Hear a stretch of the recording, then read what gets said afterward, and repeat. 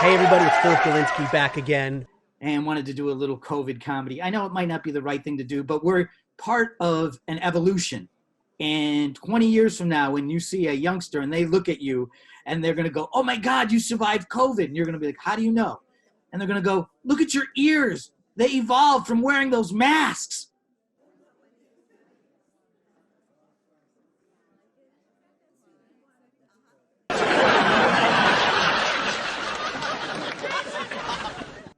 You know, this pandemic and social etiquette, it's getting a little crazy. It affects my bowel system. Yeah, so I waited patiently 6 feet apart, got into Starbucks, got my coffee, got my receipt, and then I sat down 6 feet apart from all the other customers and enjoyed my coffee. Then I realized it's coffee, which is a diuretic, which makes you want to go to the bathroom. Unfortunately, I couldn't find my receipt because on my receipt is the code for the bathroom. So I asked other people 6 feet away from me, can I have your code? I just want your code to use the bathroom. And they started hiding their receipts, shoving it in their bags, putting it in their pockets, telling me they don't have it. They don't know the code. Talking about words here, people, and there's a sentence that has 2 great words in it, but it's the awfulest sentence in the world. Are you ready for it? It's never been said nice, even though it has the word hope and happy in it. Get ready. I hope you're happy. Hope and happy, and it's negative. Yes! I hope you're happy.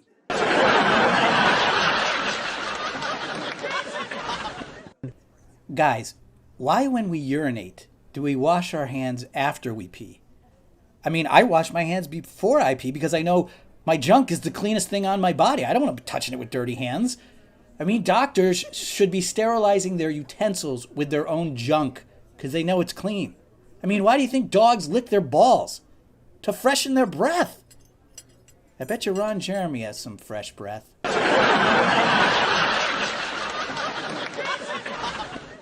A lot of crazy things going on in this world. A lot of isms, a lot of racism, and now there's another ism, email-ism. Yeah, you guys know me from the Manhattan Monologue Slam as the executive producer, and now I'm the executive producer of the nationwide National Slam, which means I bump into and hang out with tons of hot model actresses. And so this chick, we hung out, we're talking, I'm spitting game, right? And she's like, look at this picture of her. Look at her headshot. She's smoking. So anyway, she's like, why don't you give me your email and I can send you more info on us and we can, grab a cup of coffee or something. So I say, cool. My email is pgalinsky@hotmail.com. She goes, Hotmail? Yuck. How old are you? I just got an email from Brandy J, who's the person in charge of the ambassadors department. And she said, we went through your Instagram Galinstigator and thought you'd be a perfect fit. We love your style. So they want me to be a brand ambassador, which means I get to wear their bathing suits, thongs and all. And if you guys buy stuff, I get 40% off, or you get a 25% discount. I'll be featured on their Instagram page called @BrandyStore. Oh, get ready. Watch out, because I'm the human sweater, and you're going to see it all in the flesh. HD Instagram. Oh, thank you, Brandy J Store. I just got a great new ringtone for my alarm to wake me up in the morning. It's so soothing. It's called Morning Flower, and it's an instrumental. And I love the sound of it. And then I realized there are actually lyrics to the song. You want to hear them? Wake the fuck up.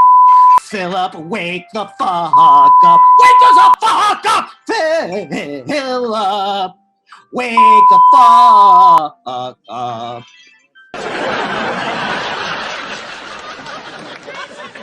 I want to explain to you Galinsky logic. So I went fishing with my 8-year-old nephew, and he didn't do good. Didn't catch a fish. I did catch a fish. And so to document it, of course, we wanted to take a picture.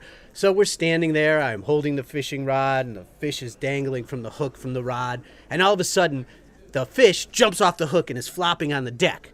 And my nephew dives down to grab that fish because we're not losing this fish. And he comes back up, and he's got the fish hook up his nose.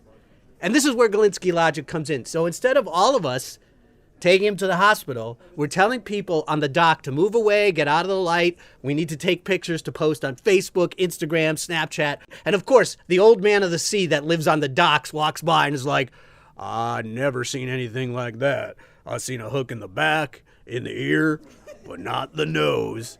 And my nephew's like, this is awesome, Uncle Phil. This is great. What do we do next? And I said, well, you're probably going to have to take a ride to the hospital, and they're probably going to put a needle in your nose to numb it and then take out the hook. So now he starts crying. He's like, they're going to put a needle in my nose? And I'm like, you already have a hook in it. Wanted to talk about surgery. You guys had it? Yeah.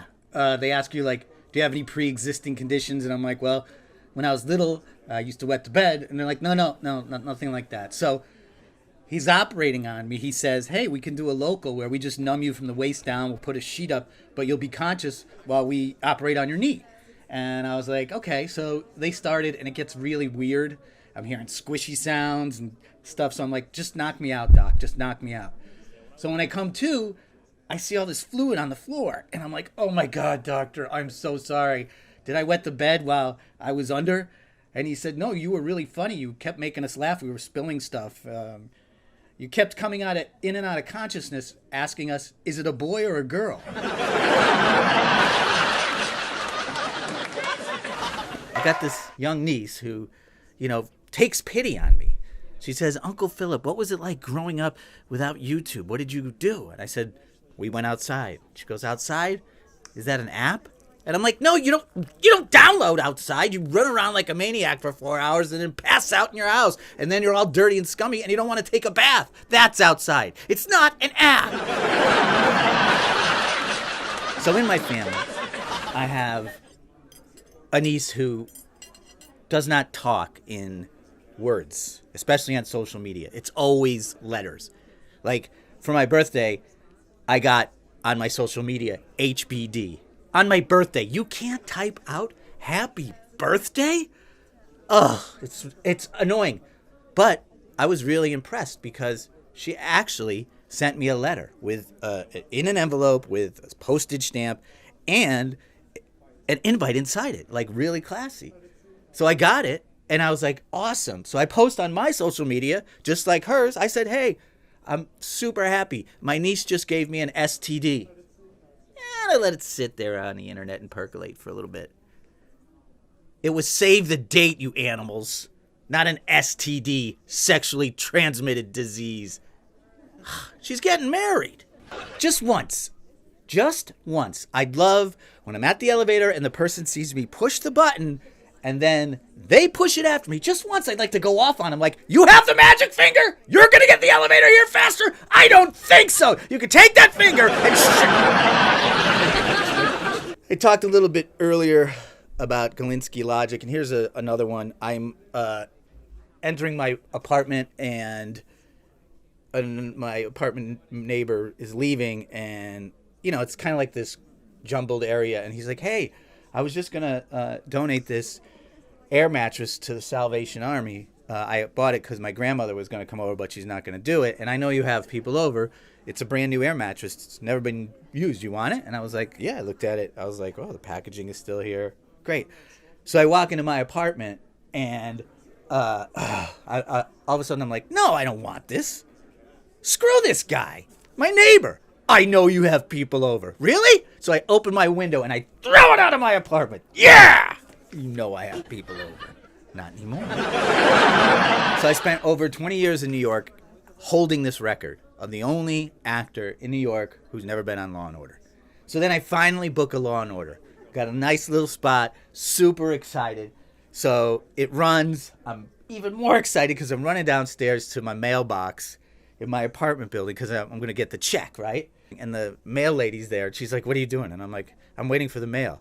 She's like, there is no mail. I'm just standing here for a while and then I leave.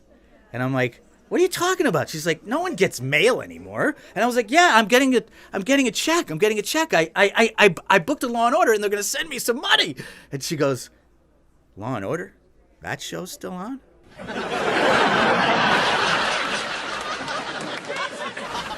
So my mom and dad have been married for over 50 years, and my mom has only been with my dad.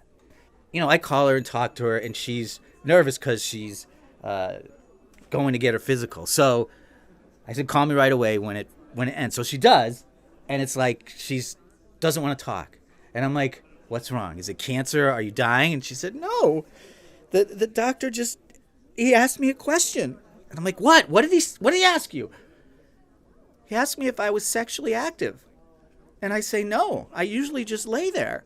Do you think he's a pervert, Philip? No, Ma, I think he's never heard that answer before.